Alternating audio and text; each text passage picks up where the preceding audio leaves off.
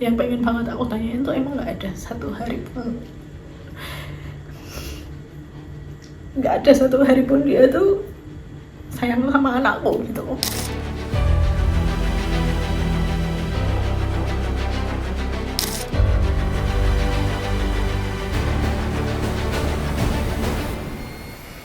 Fenomena ayah dan ibu bekerja mungkin mendorong produktivitas finansial keluarga. Namun, ada konsekuensi yang tak boleh terlupa. Si buah hati yang terpaksa harus dipeluk orang lain selama ayah dan ibu mencari rupiah. Menitipkan anak tidak salah, apalagi dosa. Tapi bukan berarti perkara yang mudah. Layanan penitipan anak atau daycare sudah lama eksis. Bahkan di kota besar, daycare bukan sekedar pilihan, melainkan kebutuhan. Tapi jujur saja, telinga kita tak asing lagi dengan cerita pilu kekerasan di sana. Di 2024 misalnya, ada kasus kekerasan daycare Wensen School di Depok. Di 2026, kabar serupa kembali terdengar. Kali ini datang dari Yogyakarta. Ratusan anak jadi korban kekerasan daycare Little Aresha. Bahkan ada yang diikat kaki dan tangannya. Usut punya usut, daycare itu tak kantongi izin operasional. Sekitar 44% daycare disebut belum punya izin atau legalitas. Dan hanya 30,7% saja yang punya izin operasional. Kalau ditengok dari data Dapodik Kemendikdasmen, hanya 2.608 daycare yang terdaftar di seluruh Indonesia. Rantai kasus ini tidak boleh terulang lagi. Karena kekerasan pada anak bukan hanya melukai fisik dan mental, tapi bisa ganggu tumbuh kembang. Pola makan dia juga ternyata sama kayak anak-anak yang lain. Jadi bisa dalam sehari itu dia cuma makan 2 suap doang. Aku nggak expect kalau ternyata mereka bener-bener nggak cuman mengelabui soal makan, tapi sampai menyakiti fisik, sampai yang ngiket anakku sampai kayak gitunya. Aku ngerasain banget sih, anakku emang jalannya agak lama waktu itu. Dan dia itu nggak bisa ngomong lah. Dia namanya sendiri tuh nggak tahu, karena dia tuh punya sepupu sepantarannya udah bisa ngomong 2 kata, ini masih belum bisa gitu loh. Pokoknya dia setelah 8 bulan itu nggak ada kenaikan lagi. Jadi kayak ya udah kan naik turun terus kayak gitu. Padahal udah dibantu susu stunting, aku udah kasih vitamin yang daya tahan tubuh, sampai udah pernah sering banget dibantu sama dokter anak tuh dikasih vitamin nafsu makan, kayak dia ngefek. Terus yang paling parahnya itu emang dia kalau tantrum itu ini suka jedotin kepalanya ke lantai. Aku nggak respon, dia jedotin ke tembok kayak gitu. Terus dia pukul sendiri. Terus dia jadi lebih takut orang. Yang tadinya dia sama siapapun oke gitu. Terus sebelum lebaran di pipi itu aku pulang lihat dia tuh sini pipinya tuh agak merah tapi masih samar gitu loh. Terus kayak ini kenapa gitu. Tapi aku mau nanya tuh kayak ya itulah, mungkin aku terlalu banyak denial sebagai ibu. Iya. Terus aku juga takut terlalu menekan atau terlalu protes, karena aku takutnya anak aku malah nggak disayang tuh di sana gitu loh. Kalau emang ternyata laporan makannya nggak habis, aku masih bisa mengantisipasi. Tapi kalau untuk kekerasan fisik itu kan aku nggak bisa. Besoknya itu aku dikasih fotonya dia, ini lebam dari rumah gitu kan. Ada lagi tuh dia merah di lehernya sini kan. Itu bener-bener lebih sering laporan kayak gitu waktu sebelum lebaran. Nah, reaksi pertama aku langsung tremor sih. Ya aku sebenarnya setiap cerita jadi tremor ya. Yang pengen banget aku tanyain tuh emang nggak ada satu hari pun dia tuh sayang sama anakku gitu. Apakah dia di chatnya yang kayak sayang banget gitu kan? Kalau aku nyebut juga kan kelihatan sayang banget ya. Apakah itu bener-bener cuma pencitraan? Bener-bener bukan dari hati nurani dia. Aku cuma mau nanya itu aja, nggak pernah sekali aja dia sayang sama anakku. Itu aja sih. Bagian neraka sih, kalau neraka yang dibuat manusia, setan pun tunduk. Dan kecewanya ya pengen ketemu orangnya aku. Kalau pengasuh ya itu kecewa banget, kok bisa karena uang anak-anak di seperti itu kan gitu loh. Kecewa banget sih saya dengan muka yang dan bawa baju agamis banget dan pembawaannya yang halus sekali. Nggak nyangka, bener nggak nyangka. Aku cuma pingin nunggu dia ngomong alasan apa itu. Udah dari tersangka itu aku cuma pingin penjelasannya aja, dari kapan, nah terus kenapa mereka ngelakuin hal itu. Udah pingin tahu itu aja. Sama anakku diapain ya buat pembelajaran saya juga sama istri saya gitu. Bahasanya ya, jangan percaya sama yang di depan. Orangnya seperti itu lah, itulah kan saya termudah omongan orang lain. Untuk melihat kondisinya nyata di lapangan, kami pun mencoba masuk sebagai orang tua.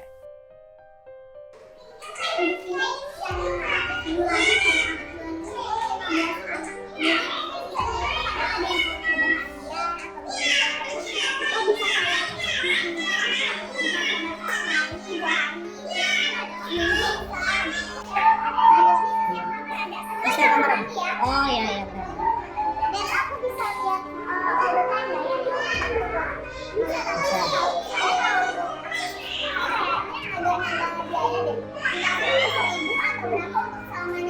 Dan kalau jemput itu di depan aja. Nggak bisa kalau antar juga di depan. Paling kalau emang masih baru boleh diantar masuk ke dalam tapi karena aku nih khawatir anaknya akan susah kalau punya kendali juga. Biar lebih gampang bondingnya ya dengan anaknya ya. Juga akan ada report hariannya tuh, ada jurnal harian. Kalau soal izin tuh udah berizin belum? Iya sudah. Ada izinnya sama owner kok udah izin lah intinya kalau ibu pengasuhnya kan jadi pakai apa ya sertifikat ada nggak ya? Tersertifikasi nggak ya pengasuh? Tuh iya tersertifikasi juga.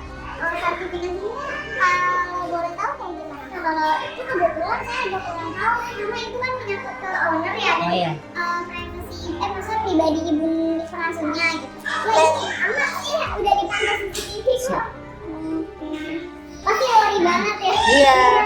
Kalau di sini ada satu pak. Oh iya bisa Satpam komplek berarti ya? Oke. Kalau siapa ada ibu Dikunci. Pengasuhnya udah berapa orang? untuk di baby karena untuk hasilnya kan 1:2 pak. Oh Jadi iya. 1:2 educator. Oh nyebutnya educator. Ya, 1:2 berarti 2 anak 1. Satu pengasuhnya. Nanti kalau sudah naik kelas dan kelas itu sudah beda lagi. 1:5.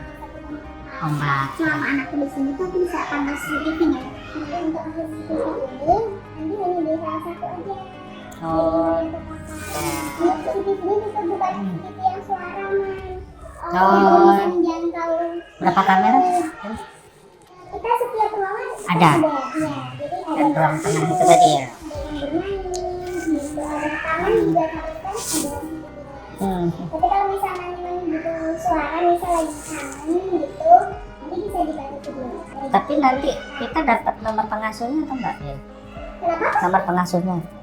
Untuk komunikasi kita satu pintu aja. Oh, satu pintu. Oh iya. Jadi nanti kalau misalnya ada yang mau ditanyakan atau hal yang perlu saya sampaikan, nanti dari saya.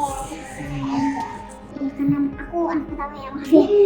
Kalau yang di Jogja itu kan katanya karena nggak berizin ya. Iya betul. Kalau di sini tuh kayak kita berizin. Di mana ya sertifikasinya? Di Buat as kali ya. oh ini Iya benar. ini ya. Oke. Akreditasi B. Itu terdaftarnya di Dapodiknya Kemendikdasmen kah atau kemana? Bukan. Sertifikatnya sertifikat yang dikeluarkan oleh siapa gitu? Kalau itu sih gitu kurang paham. Ban PDM nih. Oh, Tinggal ini aja ban PDM. nanti coba. Oh iya udah lama nih dari ya. Yang jadi masalah bukan cuma pelanggarannya, tapi juga standar tata kelolanya yang belum kompak. Ada banyak kementerian, lembaga yang terlibat dalam urusan daycare. Daycare pun tak punya satu definisi yang tunggal. Layanan pengasuhan dan perawatan anak berbasis harian yang membantu orang tua dalam menjalankan fungsi pengasuhannya. Tempat penitipan anak dalam hal ini sebagai media pengasuhan anak. Daycare ini adalah rumah perlindungan pengasuhan sementara. Di sana juga ada unsur pendidikan. Nah, ini sifatnya adalah rumah kedua dari anak yang dititipkan oleh orang tua pada saat orang tua bekerja. Layanannya begitu dibutuhkan, tapi sistem pengawasannya belum benar-benar siap. Selama ini daycare itu kan memang ada di bawah beberapa lembaga kementerian ya. Saat ini memang belum ada satu sistem pengawasan yang terjadi ya. Jadi memang kita sedang merumuskan terkait definisi daycare itu secara utuh, jadi menjadi rumah kedua atau seperti definisi umum gitu ya. Nah, itu yang sedang disusun. Sementara sekarang ini kan masih macam-macam ya. Dalam waktu dekat ini sudah rapat terakhir, itu kita akan merumuskan langkah-langkah. Yang pertama tentunya rumusan daycare itu sendiri, kemudian standarisasi sudah mulai dilakukan, standar mana yang akan kita gunakan secara bersama. Jadi tidak ada lagi ada standar yang dikeluarkan oleh Kemendikdasmen, ada standar Kemen-PPA, ada standar yang Kemensos, ada standar lainnya, tapi ini menjadi satu bagian. Intinya adalah pasti semuanya punya cita-cita satu, untuk melindungi anak dan pemenuhan hak anak dengan berbasis anak. Nah, kami juga sudah standar TARA ini sudah berstandar nasional 9255 tahun 2025 ya. Nah, itu SNI-nya. Kami harapkan ini akan menjadi acuan untuk seluruh standar-standar yang ada. Lantas, siapa yang paling bertanggung jawab awasi daycare? Menurut Kemendikdasmen, daycare adalah pendidikan anak usia dini jalur pendidikan nonformal, kategori taman penitipan anak. Daycare disebut harus memiliki izin dari pemerintah daerah dan mendaftarkan nomor pokok sekolah nasional ke Kemendikdasmen.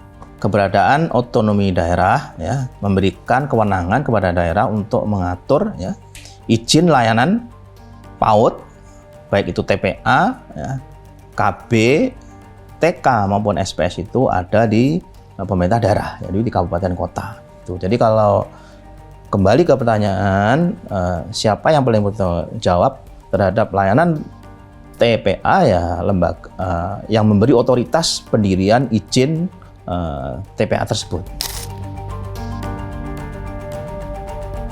Menjaga anak itu tanggung jawab banyak pihak. Bukan hanya orang tua, tapi juga lingkungan sekitar hingga negara. Karena keselamatan mereka adalah tanggung jawab kita bersama. Tentu pemerintah akan hadir sebagai salah satu pengawas serta masyarakat, kelompok masyarakat. Kenapa pengawas? Tadi hubungannya dengan izin yang dikeluarkan pemerintah, maka bahasa saya, apapun programnya kalau tidak dikontrol pasti gagal. Termasuk daycare ini, pasti nanti akan kita awasi bersama-sama.